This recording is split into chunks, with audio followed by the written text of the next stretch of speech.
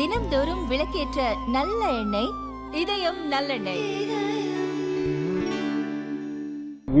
வியட்நாமில் வந்து அந்த படகு விபத்தில் கிட்டத்தட்ட 15 பேர் இறந்துருக்கிறாங்க. 10 பேர் தமிழகத்தை சார்ந்தவங்க. அதில் 3 பேர் நம்மளுடைய திருச்சியை சார்ந்தவர்கள்.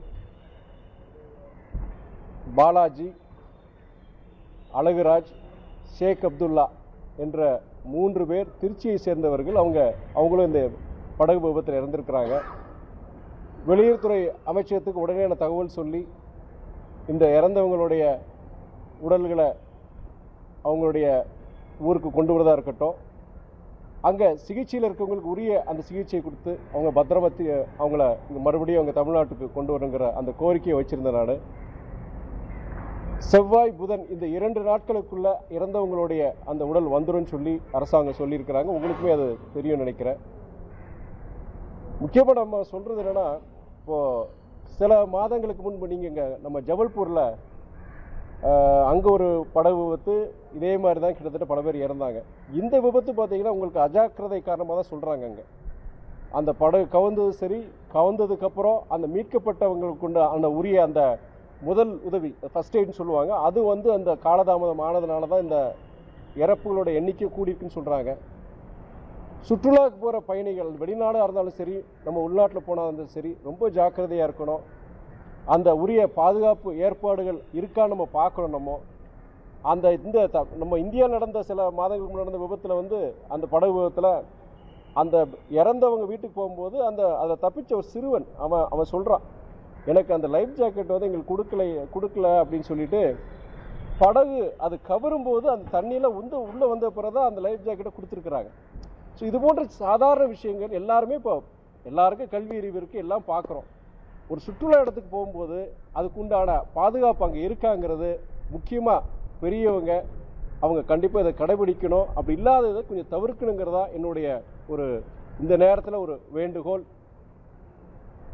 மற்றபடி இப்போ இன்றைக்கி அந்த இறந்தவங்களுடைய இல்லங்களுக்கு நான் போகிறேன். நான் இந்த நேரத்தில் அவங்களுக்கு உரிய ஆறுதலும் சரி, அவங்களுக்கு அந்த உடல்களும் பொறுத்த வரைக்கும் இந்த காலதாமதம் இல்லாமல் நாளைக்கு அல்லது நாளானைக்கு வந்துடும் சொல்லியிருக்கிறாங்க. அதுக்கு நான் கூட பக்கபலமாக இருந்து அந்த குடும்பங்கள் ஆறுதலாக இருக்குன்னு நினைக்கிறேன். நான் கேள்விகள் திமுகவை திருட்டு திமுகன்னு முதல்வர் விமர்சனம் பண்ணியிருக்காரு. தாவேகா வந்து அதிமுக எம்எல்ஏக்களே களவாடுதுன்னு சொல்லி எடப்பாடியார் சொல்கிறாரு. இதில் எது உண்மை? மக்கள் என்ன புரிஞ்சுக்கணும்? நீங்கள் தாவேகா சகோதரர் விஜயோடைய அரசு அவங்க களவாடுறதுக்குன்னு அவசியம் கிடையாது. ஓட்டுகளை களவாடினாங்களா? நான் கேட்குற முதல் கேள்வி. உங்களுக்கே தெரியும், பத்திரிகையாளர் ஊடகங்களுக்கு தெரியும், ஒவ்வொரு சட்டமன்ற தொகுதிக்கும் கிட்டத்தட்ட குறைஞ்சபட்சம் 20 கோடி, சில முன்னாள் அமைச்சர்கள் தொகுதியில் 80-100 கோடி. நான் பேரெல்லாம் சொல்ல விரும்பலை, எல்லாருக்கும் தெரியும். அப்படி நீங்கள் கூட்டணி கட்சிகள் நாங்கள் மதிமுக உட்பட நாங்கள் எல்லா இடங்களையும் பொறுத்த வரைக்கும் குறைஞ்சபட்சம் 20 கோடி போட்டீங்க. 234 போட்டீங்கன்னா எவ்வளோ? எத்தனாயிரம் கோடிகள். அதை பயன்படுத்தி அவங்களால வெற்றி பெற முடியல. வாக்குகளுக்கு ரூபா கொடுத்தி அதை பெற முடியல, தோத்தாங்க. அதுக்கப்புறம் சட்டமன்ற உறுப்பினர்களை விலைக்கு வாங்குற முயற்சியில் ஈடுபட்டாங்க. அது மாத்திரம் இல்லாமல் யாருமே ஒரு நம்ப முடியாத ஒரு இது சூழ்நிலை நம்ம பார்த்தோம். என்ன, திமுகவும் அதிமுக சேர்ந்து ஒரு ஆட்சி அமைக்கிறதுக்கு முயற்சி, அதில் பாஜகவும் சேர்ந்துருந்தது.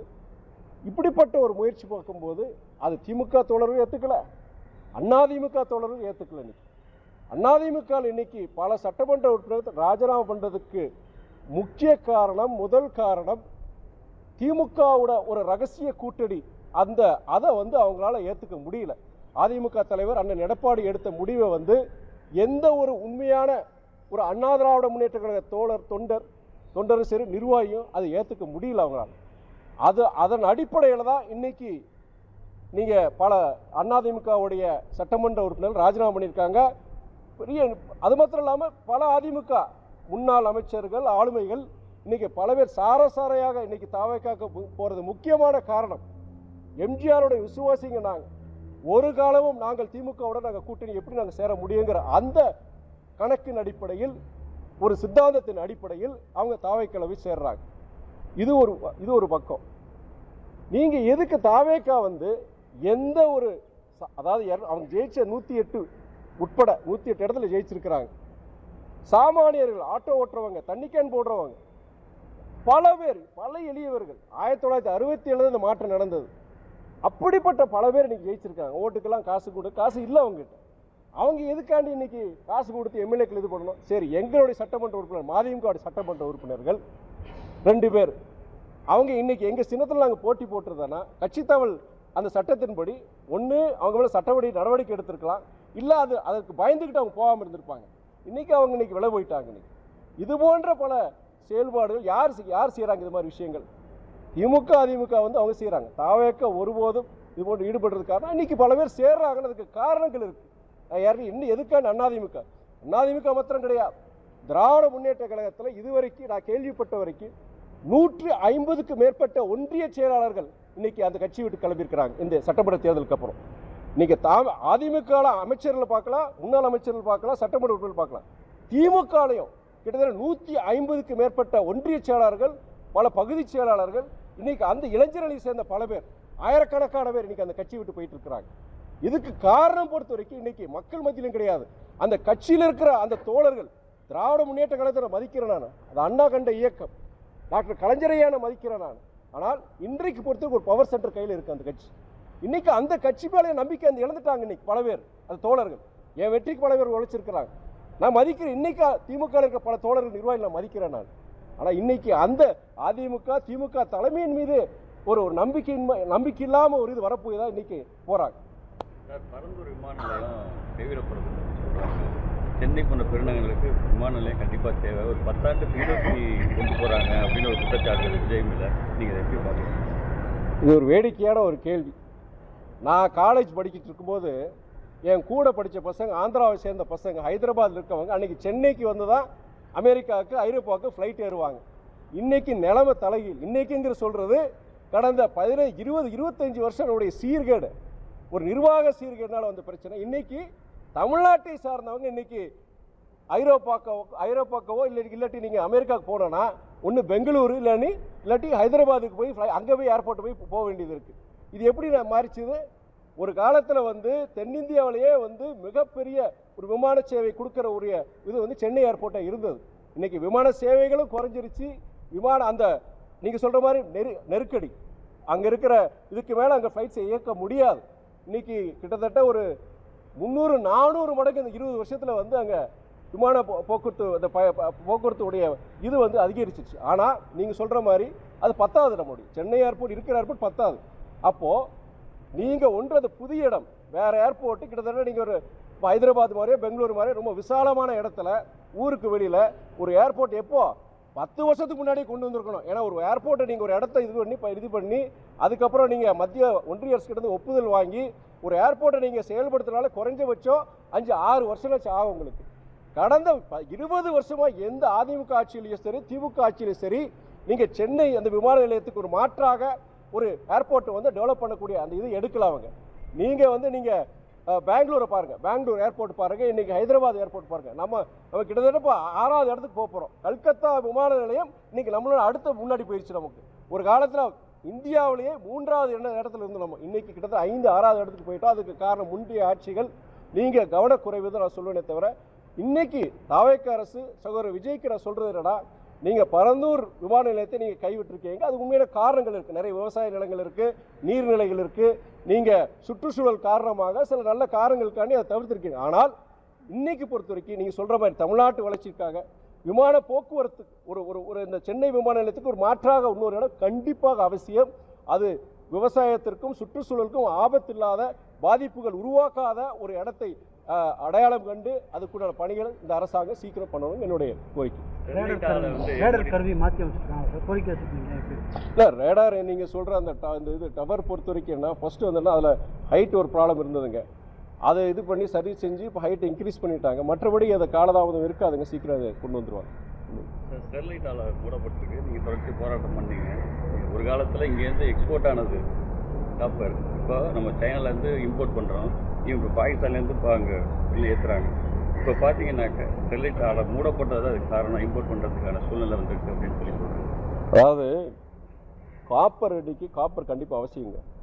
பல்வேறு நீங்கள் வந்து ஒரு கனிம வளங்களில் வந்து காப்பருங்கிறது வந்து ரொம்ப முக்கியமானது. நம்ம பொருளாதார வளர்ச்சிக்கு தேவையான ஒரு விஷயம். ஆனால் அது எங்கே ஆரம்பிக்கணும்? நீங்கள் ஒரு பாலைவனத்தில் விவசாயமே இல்லாத இடத்துல, சுற்றுச்சூழலுக்கு பாதிப்பு இல்லாத இடத்துல ஆரம்பிக்கணும். கண்டிப்பாக தேவைதான். வளர்ச்சி அடைந்த நாடுகள், நீங்கள் ஐரோப்பாவாக இருக்கட்டும் இல்லாட்டி அமெரிக்காவாக இருக்கட்டும், அங்கே காப்பர் ஸ்மெல்டிங் கிடையாது. முன்னாடி பண்ணிட்டு இருந்தாங்க, இன்றைக்கி பேன் பண்ணிட்டாங்க. எங்கே பண்ணுறாங்கன்னா ஆப்பிரிக்கா நாடுகள், வளர்ச்சி அடையாத நாடுகள், இது போன்ற சுற்றுச்சூழல் பற்றி ஒரு இது விழிப்புணர்வு இல்லாத இடங்களில் அதை கொண்டு போய் இந்த கார்பரேட்டுக்கு போய் ஆரம்பிக்கிறாங்க. நமக்கு என்னென்னா, நீங்கள் இந்தியாவில் ஆரம்பிங்க. நீங்கள் நான் சொல்ல தமிழ்நாட்டில் அப்படிப்பட்ட ஒரு இடம் உங்களுக்கு ஒரு இந்தியாவில் இங்கே ராஜஸ்தான் போன்ற பாலைவனம் பல இடங்கள் இருக்குது. இன்றைக்கி அங்கே விவசாயம் எதுவுமே இருக்காது, இது கூட முளையா. அந்த மாதிரி இடங்களில் வந்து நீங்கள் இந்த காப்பர் ஸ்மெல்டிங் பிளான்ட் போட்டு இது பண்ணுங்கள். ஏன் பிற மாநிலங்கள் பண்ணலாமல்? ஏன் நம்ம தூத்துக்குடியில் தான் பண்ணணும்னு இருக்குது? நீங்கள் ஒன்றும் இல்லைங்க பத்திரிகை நண்பர்கள், நீங்கள் அந்த ஏற்கனவே அந்த ஸ்டெர்லைட் ஆலை இருந்த இடத்துல போய் சுற்றி இருக்கிற ஒரு 20-30 கிலோமீட்டர் சுற்றி இருக்கிற அந்த கிராமங்களுக்கு போய் பாருங்கள். நான் அந்த பல கிராமவாசிகளை பார்த்துருக்கிறேன். நான் அவங்களுக்கு வந்து அந்த ஸ்டெர்லைட் ஆலை அது இயங்கிட்டு இருக்கும்போது தோல்வியாதி, ஒரு பர்டிகுலர் ஒரு தோல்வியாதி பார்த்தீங்கன்னா அது பேரே பொறுத்த வரைக்கும் அது ஸ்டெர்லைட் இதை வச்சு அது பேரே வச்சிருக்கிறாங்க. பல பிரச்சனைகள், சுற்றுச்சூழல் பிரச்சனைகள், பல பிரச்சனைகள் அது காரணமாக மூடி இருக்கிறோம். நம்ம காப்பருக்கு எதிரி கிடையாது, நம்ம காப்பருக்கு எதிரி கிடையாது. நீ காப்பர் ஸ்மெல்டிங் பிளான்ட் போடுங்க. ஆனால் நீங்கள் பொறுத்த வரைக்கும் இந்தியாவில் பல பகுதியில் இருக்குது, அந்த மாதிரி சில இடங்களில் போய் போடுங்க. ஏன் குஜராத்தில் ஒரு நல்ல இடத்த அங்கேயே போடலாமே? நான் என்ன சொல்றேன்னா, நீங்கள் we are not against copper smelting. ஏன் இப்போ வளர்ந்த நாடுகள் ஏன் காப்பர் ஸ்மெல்டிங் ஏன் பண்ண மாட்டேங்கிறாங்க? அந்தந்த நாடுகளை பண்ண மாட்டேங்கிறாங்க. ஏன் அவங்க இறக்குமதி பண்ணுறாங்க? காரணம் வந்து அது வந்து பார்த்தீங்கன்னா சுற்றுச்சூழலுக்கும் எதிரான ரொம்ப, அதாவது ஒரு 500 வருஷத்துக்கு அதை இது பண்ண முடியாது நம்ம, ஒன்ஸ் அதோட பாதிப்பு ஏற்பட்டுச்சுன்னா. அதனால நம்ம எதிர்க்குமே தவிர வேறு எந்த காரணமும் கிடையாது. நீங்கள் மற்ற பிற இடங்கள் அதுக்கு வாய்ப்பு இருந்தால் கண்டிப்பாக 1 இயர்ஸ் கண்டிப்பாக அதை பரிசீலனை செய்யலாம். காரணங்கள் வந்து கேன்சர் வருதுலாம் சொல்லி சொன்னாங்க சார். ஆக்சுவலாக கேன்சர் வரல, 18வது இடத்துல இருக்குது. தூத்துக்குடி பர்டிகுலராக பார்த்தீங்கன்னா 18வது இடத்துல தான் இருக்குது. அதாவது நீங்கள் கேன்சர் மாத்திரம் கிடையாதுங்க, கேன்சர் மாத்திரம் கிடையாது. நான் ஏற்கனவே சொல்கிற மாதிரி தோல்வியாதிகள், சுவாச, அதாவது நீங்கள் நுரையீரல் பிரச்சனைகள், பல பிரச்சனைகள் இருக்குறீங்க. அது இல்லாமல் நீங்கள் அதாவது நீங்கள் மண்ணும் சரி, அந்த இருக்கிற தண்ணீர், அங்கே அந்த நிலத்தடி தண்ணீரும் சரி, பல பாதிப்புகள். அது நீங்கள் ஏற்கனவே உயர்நீதிமன்றத்தில், உச்சநீதிமன்றத்தில் எல்லா டேட்டாவோட நாங்கள் ப்ரூவ் பண்ணது தான். இதெல்லாமே பாதிப்புகள் இருக்குது தான். சரி, ஏங்க நீங்கள் நான் ஒன்று கேட்குறேன், குஜராத்தில் அதை போட சொல்லி எதுக்கு முதல்ல அதை இது பண்ணாங்க? அதுக்கப்புறம் மகாராஷ்டிராவில் போட சொன்னாங்க, லைசன்ஸை வாங்கிட்டாங்க. மகாராஷ்டிரா அந்த அரசாங்கமே வேண்டான்னு சொல்லி இது பண்ணாங்க. ஏன் அந்த அரசாங்கங்கள் பிற மாநிலங்கள் வந்து அது வேண்டான்னு சொன்னது நம்ம தமிழ்நாட்டுக்கே கொண்டு வந்துடணுமோ? பிற மாநிலங்கள் வேண்டான்னு சொல்ல போய் நீங்கள் கடைசிக்கு கொண்டு வந்தாங்க இன்னைக்கு. அது என்ன, நான் என்ன சொல்லணும்னா, சுற்றுச்சூழலுக்கு பாதிப்பு இல்லாமல் நீங்கள் இந்த மாதிரி அதாவது நான் ஏற்கனவே சொல்ல மாதிரி ஏற்கனவே அங்கே ஒரு விவசாயம் எதுவும் இல்லாமல் இடத்துல அது மாதிரி சுற்றுச்சூழல் பாதிப்பு இல்லாத இடத்துல போடுங்க. நீங்கள் தூத்துக்குடியில் போடக்கூடாதுன்னு நாங்கள் சொல்கிறோம். ஒரே அணியில் பாஜக எதிர்க்க வந்து திமுகவும் தாவேகவும் ஒரே அணியில் திரும்ப வந்துருக்காரு. அது சாத்தியம் இருக்கா? அது நான் ஒன்று சொல்லிடுறேன். நான் அது சாத்தியம், அதான் அண்ணன் திரும்ப நான் மதிக்கிறேன். நான் இந்த விஷயத்தை பொறுத்த வரைக்கும் அது ஏற்புடையது அல்லன்னு நான் சொல்லுவேன். நான் ஏன்னா அரசியல் ரீதியாக தாவேக்கா சகோதரர் விஜய் வந்து பாஜக வெளிப்படையாக சொல்லிட்டார். நிர்வாகக்காரன் நமக்கு மாநில ஒன்றிய, அதாவது ஒரு ஒரு ஒரு ஒரு ரிலேஷன்ஷிப் இருந்தால் தான் நம்ம தமிழ்நாட்டுக்குண்டான நிதி திட்டங்கள் தேவை. ஆனால் அரசியல் ரீதியாக, சித்தாந்த ரீதியாக தாவேக்கா எதிர்க்கும் நம்முடைய முதலமைச்சர் தெளிவாக சொல்லியிருக்கிறார். அதே ரீதியை பொறுத்த வரைக்கும் நீங்கள் இந்த சட்டமன்ற தேர்தல் முடிஞ்சதுக்கப்புறம் அதிமுக கூட்டணி, பாஜக அதிமுக கூட்டணி கூட ஒரு பேச்சுவார்த்தை நடத்தினது யார் நடத்தினாங்க? திமுக நடத்தினாங்க. அப்படிப்பட்டவங்க எப்படி அவங்க பாஜக எதிர்க்க முடியும்? நான் கேட்குற கேள்வி அதுதான். அது வந்து இன்னைக்கு உங்களுக்கு பத்திரிகையாளர் உங்களுக்கு தெரியும், இன்னைக்கு மறுக்கிறாங்க. நீங்கள் ஐயுஎம்எல் தலைவர், முஸ்லீம் லீக் தலைவர் மாமா அவராக இருக்கட்டும், நீங்கள் கம்யூனிஸ்ட் பொது உடைமை இயக்கத்தை சார்ந்த தோழர்களாக இருக்கட்டும், இன்னைக்கு பத்திரிகையாளர் மூத்த பத்திரிகை எல்லாருக்கும் என்ன நடந்ததுன்னு தெரியும். நீங்கள் அதிமுக பாஜக கூட்டணியோடைய பேசி ஒரு ஆட்சியை கொண்டு வர முயற்சி பண்ணாங்க. அவங்க எப்படி பாஜக எதிர்க்க முடியும்? அந்த கூட்டணி எப்படி தாவேக்காவும் திமுகவும் எப்படி இருக்க முடியும்? ஒருபோதும் நடக்காது, சாத்தியப்படாது. இல்லை, நீங்கள் கூட்டணி சொல்கிறீங்க இல்லையா, அதாவது பாஜக எதிர்க்கிறதுக்காண்டி தேசிய அளவில் தாவேக்காவும் திமுகவும் ஒரே அணியில் இருக்கலாம்னு சொல்கிறீங்களா, அது வந்து சாத்தியப்படாதுன்னு சொல்கிறேன். அந்த பாஜக எதிர்ப்புங்கிற ஸ்டாண்டில் வந்து திமுக வந்து விலகிருச்சு அப்படிங்கிற, அதாவது தேர்தலுக்கு அப்புறம் என்ன நடந்தது அதை வச்சு நீங்கள் செய்தியை போடுங்க. சார், ஏற்கனவே 10 லட்சம் கோடி கடன் தமிழகத்தில், இப்போ விஜய் ஆட்சியில் மறுபடியும் இந்த இதுக்கு 85,000 கோடி கடன் வாங்க. அண்ணன் சகோதரர் அண்ணாமலை சொன்னது சொல்கிறீங்க. 80,000, அடுத்த வருஷம் 80,000 கோடி வாங்குவாங்க. அந்த ஆட்சி முடியறதுக்குள்ளே 15 லட்சம் கோடி கடனாக உயரும்னு சொல்கிறீங்க, அதானே சொல்கிறீங்க? அது வந்து என்னென்னா அவர் ஒரு ஒரு ஒரு இந்த விஷயத்தில் பொறுத்த வரைக்கும் சகோதரர் அண்ணாமலை சொல்கிறது வந்து நான் மறுக்க முடியாது. ஏன்னா வந்து ஒரு கடுமையான ஒரு கடன் இருக்குது, கடன் சுமை. அதே நேரத்தில் நீங்கள் மாநிலத்துக்கு பொறுத்த வரைக்கும் இன்றைக்கி நிதி தேவைப்படுது, அதுக்கு கடன் வாங்கக்கூடிய ஒரு சூழ்நிலை ஏற்படலாம். அதான் அதே நேரத்தில் கடன் மாத்திரம் கிடையாது, சிறப்பான ஒரு நிதி மேலாண்மை மூலியமாக நீங்கள் பல கனிம வளத்தில் பொறுத்த வரைக்கும் நீங்கள் ஏகப்பட்ட தப்பு நடந்திருக்குன்னு சொல்கிறாங்க. அதில் வர வேண்டிய கிடைக்கக்கூடிய நிதி தமிழக அரசாங்கத்துக்கு கிடைக்கும் பொழுது சிறப்பான நிதி மேலாண்மை மூலியமாக இந்த கடனையும் இவ்வளோ தூரம் வாங்க வேண்டிய அவசியம் கிடையாது. அதில் அதை வச்சு அவங்க இது பண்ணலாம். ஆனால் கடனை வாங்கக்கூடிய சூழ்நிலை வரலாம். அது 15 லட்சம் வர கடனாக ஆகக்கூடாதுங்கிறது என்னுடைய விருப்பம். தமிழ்நாட்டில் காவல்துறை தவிர மற்ற இதுலாம் லஞ்சம் ஒன்று குறைஞ்சிருக்குன்னு சொல்கிறாங்களே, அது உண்மையா? அது 100% உண்மை. அதாவது பார்ட்டி ஃபண்டு, இந்த ஃபேமிலிக்கு ஃபண்டு, அந்த ஃபேமிலிக்கு ஃபண்டு, அது வந்து இன்றைக்கி கிடையாது. அதாவது பியூரோக்ராட்ஸ் மத்தியில் அது சில இடங்கள் நடக்கதான் செய்யுது. நம்ம 100% போலன்னு சொல்லலாம், அது நடக்கலைன்னு சொல்ல முடியாது. ஆனால் அரசியல் ரீதியாக முன்னாடி பொறுத்த வரைக்கும் அந்த மாதிரி ஒரு தவறுகள் நடக்கலை. ஒரு நல்ல திசையை நோக்கி நம்ம பயணிச்சுட்டு இருக்கோம். லஞ்சமில்லாத ஒரு தமிழ்நாடுக்கு உண்டான அந்த திசையை நோக்கி தான் இந்த அரசாங்கம் பயணிச்சுட்டு இருக்கிறது. அதை நான் 100% சொல்ல முடியும். 2031 அரசு ஆட்சிக்கு வருவான்னு சொல்லியிருக்காரு அண்ணாமலை. அவருடைய ஆசை. அவர் என்ன சொல்லியிருக்கிறாருன்னா, இன்னைக்கு அவர் இந்த அமைப்பு பொறுத்த வரைக்கும் ஒரு சீர்திருத்த சமுதாய சீர்திருத்த அமைப்பாக அவருடைய வீதி லீடர்ஸ்னு ஒரு அமைப்பை ஆரம்பிச்சிருக்காரு. வாழ்த்துக்கள், தப்பு கிடையாது. அவருடைய முதல் மாநாடு போதையில்லா தமிழ்நாடுங்கிற ஒரு அந்த பேரில் ஒரு மாநாடு நடத்திருக்கிறாரு. வாழ்த்துக்கள், நல்ல விஷயத்த அவர் சொல்லியிருக்கிறார். அதே நேரத்தில் பெண்கள் அடுத்து பொறுத்தவரை பெண்கள் பாதுகாப்பு, அதே நேரத்தில் வந்து உங்களுக்கு சுற்றுச்சூழல் சம்பந்தமான ஒரு விழிப்புணர்ச்சி, இதெல்லாம் நல்ல விஷயங்கள். பிற அரசியல் இயக்கங்கள் செய்யாத சொல்லாத அவர் சொல்லியிருக்கிறார். நான் நல்ல விஷயங்களை பார்க்குறேன். நான் யார் நல்ல விஷயங்கள் செஞ்சாலும் சொன்னாலும் நல்ல விஷயம் நான் பார்க்குறாங்க. நான் சகோதரர் அண்ணாமலைக்கு என்னுடைய வாழ்த்துக்களை சொல்லிக்கிறார்.